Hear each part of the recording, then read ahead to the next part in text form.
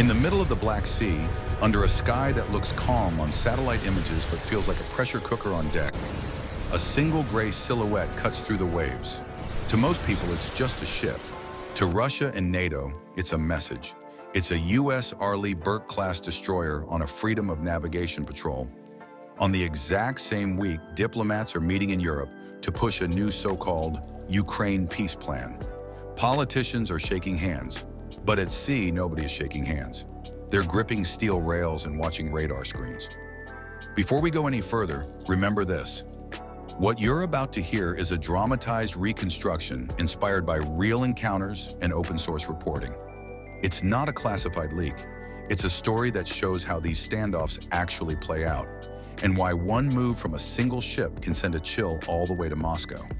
It's 3:17 in the morning. On the destroyer's bridge, red nightlights bathe the consoles. The crew is on a normal watch rotation, but nothing about this patrol is routine. The captain knows it, the officers know it, even the newest sailor sweeping the passageway can feel it. The ship is operating legally in international waters, but close enough to Russian claim zones that every mile forward feels like walking deeper into someone else's backyard with a camera rolling. In Brussels and Washington, people talk about de-escalation and confidence-building measures. Out here, there's only one rule. Don't blink first. The radar operator looks up from his screen. Sir, new contact bearing 092, range 48 miles, speed increasing. Another symbol pops up, then another, Russian. On the tactical display, bright green icons begin to fan out from the coast like pieces on a chessboard. Two fast-moving aircraft at high altitude. A surface contact leaving a port, accelerating. Something small and fast hugging the coastline. Maybe a patrol boat, maybe more. The operations officer leans in. They're coming to say hello. The captain doesn't smile. Russia has played this game before. When NATO ships patrol the Black Sea, Moscow sends fighters and patrol ships to shadow them, probe them, buzz their decks. Sometimes it's just an aggressive flyby. Sometimes it's a close pass that violates every rule in the book. Tonight, there's a twist. On shore, Russian media has been screaming that the new peace talks on Ukraine are a trap, a Western trick. On Russian television, so-called experts are saying the US Navy is trying to intimidate Moscow right in its own neighborhood. So when this American ship shows up during those talks, it isn't just radar echo, it's politics with a hull number. At 3:34, the first Russian aircraft announces itself, without a radio call. The watchstanders feel it before they see it. A low rumble that becomes a roar, a vibration through steel decks like distant thunder. Then, out of the darkness, a twin-engine fighter rips past the destroyer's bow, low and fast.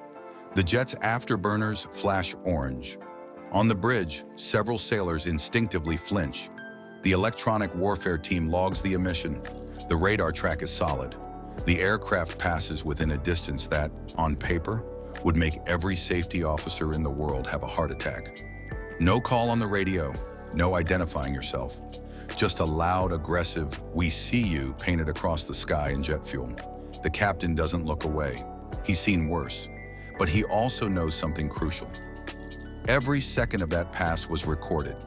Cameras, radar logs, electronic signatures, everything. NATO keeps receipts. Minutes later, the radio crackles to life. A heavily accented voice. Unidentified NATO warship. You are operating in the vicinity of Russian territorial waters. You are creating tension during sensitive diplomatic talks. Alter your course immediately and depart the area. There it is. The word they wanted to hang around the ship's neck. Tension. The communications officer replies calmly. Russian aircraft, this is United States Navy warship. We are conducting lawful operations in international waters in accordance with international law. We do not seek escalation.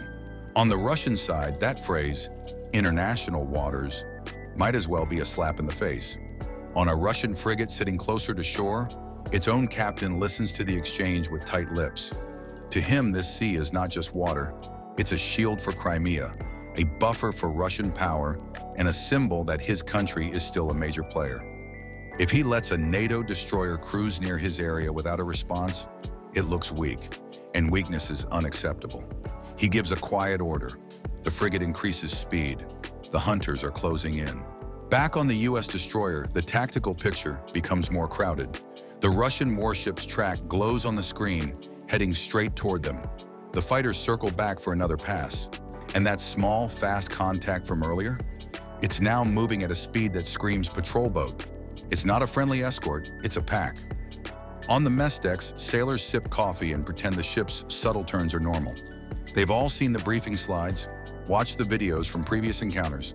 Jets screaming past at mast height, ships turning a little too close.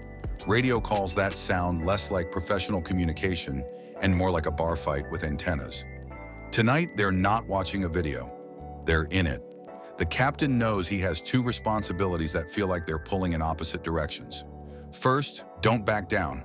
The whole point of this patrol is to prove that the US and its allies don't recognize Russia's attempts to rewrite the rules of the sea. Second, don't give anyone in Moscow an excuse. One wrong move, one misinterpreted radar lock, and tomorrow's headlines go from peace talks stall to NATO and Russia in deadly clash. So he chooses a third option. He decides to make a move that is aggressive without being reckless, firm without firing a shot. Something Moscow won't expect, but they will understand. He calls the operations officer closer. Bring up the secondary plan. Every major patrol like this has one. On paper, it's just a series of waypoints, headings, and radio lines. In reality, it's a message translated into the language of ships and signals. We are not alone. We are not blind. And we are not afraid. The Russian frigate is now close enough that sailors on both ships can almost see each other with the naked eye. The sea between them is a corridor of tension. Wave crests glint in the limited moonlight. The Russian hull number is visible in the gloom, a reminder that this is not a training scenario. The Russian captain orders a course that will take his ship alarmingly close to the American destroyer's bow. It's an old trick. Force the other ship to turn away, then claim in the media that the NATO vessel changed course to avoid a collision, spinning it as a win. The US captain has seen the playbook. He doesn't like it. Instead of flinching, he gives a calm order. Helm, come right to new course 180. Maintain speed. To someone watching the radar, it looks like the US destroyer is simply rotating its patrol axis. But the exact angle is chosen with surgical precision. It puts the American ship in a position that does two things at once. It avoids a collision course, and it places the Russian frigate directly in front of several of the destroyer's most powerful sensors. Phased array radar faces rotate electronically, not physically, sweeping the sky and the sea with invisible beams. Electronic warfare suites quietly adjust their listening patterns. The ship is not just avoiding danger, it is now perfectly oriented to collect the maximum possible information on the Russian vessel.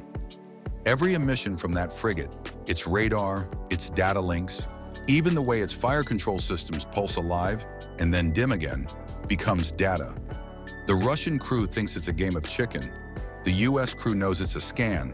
The Russian aircraft come in for another pass, this time slightly higher, slightly farther away.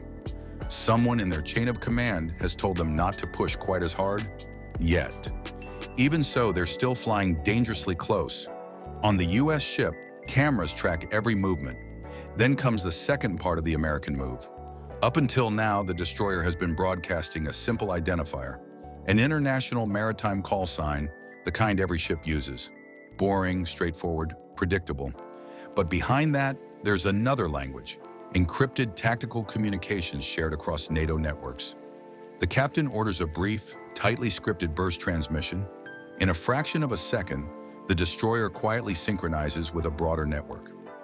Allied aircraft, satellites, and other ships beyond the horizon. It shares what it sees, and it receives what they see. Suddenly, the picture on the American screen sharpens. The Russian frigate is no longer just a local contact. It is part of a map that includes airfields in Crimea, missile batteries on shore, and other Russian ships moving in the background. From Moscow's point of view, this one destroyer is just a lone intruder. From NATO's point of view, this destroyer is a spear point connected to an entire shield. The captain gives another order. Bring the helicopter to alert. On the flight deck, a Navy MH-60 helicopter crew shakes off sleep and straps in. They don't take off yet. The rotors don't spin. They simply move the aircraft into a ready position, visible enough that any camera on the Russian ship can't miss it. It's a subtle message. If we need to send eyes closer, we can. The Russian captain sees it. He knows what a helicopter means. More surveillance, more flexibility. The ability to dip sonar, launch flares, or simply hover over any small boat that gets too bold. He considers his options. He can close the gap even more, risk a collision and an international incident. Or he can hold position and pretend this is just routine shadowing.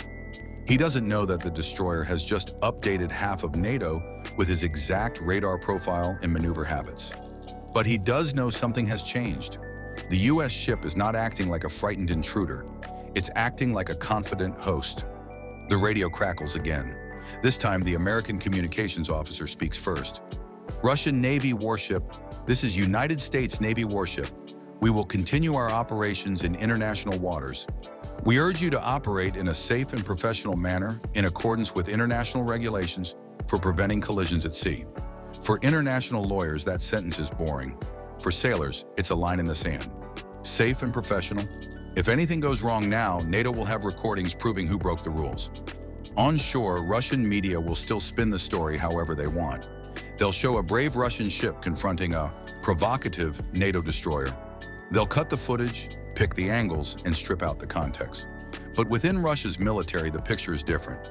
Analysts will pull the radar logs and see that during the so-called provocation patrol, the US destroyer maneuvered into a position that gave it a perfect look at Russian systems. They'll realize the Americans not only refused to back down, they used the encounter to map, study, and catalog. That was the move Moscow didn't expect. Not a reckless rush toward conflict, not a humiliating retreat, a quiet, calculated pivot that turned Russian bluster into free intelligence. By dawn, the standoff has cooled, at least on the surface. The Russian frigate maintains a respectful distance. The patrol boat keeps shadowing but stops closing the gap.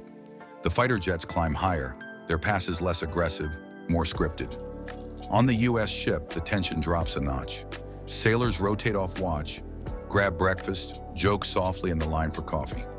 The captain steps briefly outside, feels the cold wind bite his face, and looks toward the horizon where the Russian ship sits like a dark smudge against the lightning sky. In the news, you'll probably never hear about this exact night. There will be headlines about peace talks and diplomatic breakthroughs or deadlock over Ukraine. Commentators will argue about sanctions, referendums, political prisoners, and ceasefires. But behind every headline like that, there's a night like this. A NATO ship maintaining its course while a rival power tries to force it to turn. Pilots flying just close enough to make hearts race, but not enough to trigger missiles. Captains making decisions that balance national pride with survival. These are the invisible battles of the 21st century. No missiles fired, no ships sunk, no dramatic footage of explosions, just nerves, steel, and silence. As the destroyer continues its patrol, the data from the night's encounter is already being sent to analysts in operations centers across Europe and the United States. Radar signatures, maneuver patterns, radio recordings, all of it becomes part of a bigger puzzle. The next time Russia tries the same provocation, NATO will know a little more.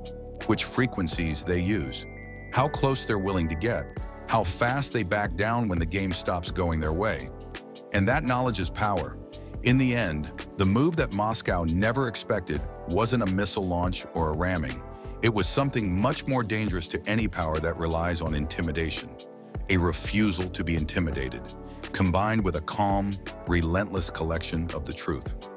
On paper, the patrol ends like many others. A US destroyer enters international waters, conducts operations, and departs without incident. But for everyone who watched that radar screen, heard those engines, and felt the tension, they know different. They know that in the shadows of the Ukraine peace talks, another kind of negotiation took place far from any conference table. It was written in headings and speeds, in radar sweeps and radio calls, in the distance between two gray hulls in the Black Sea. And for now, at least, the message is clear. We see you. We're not leaving, and we're not afraid.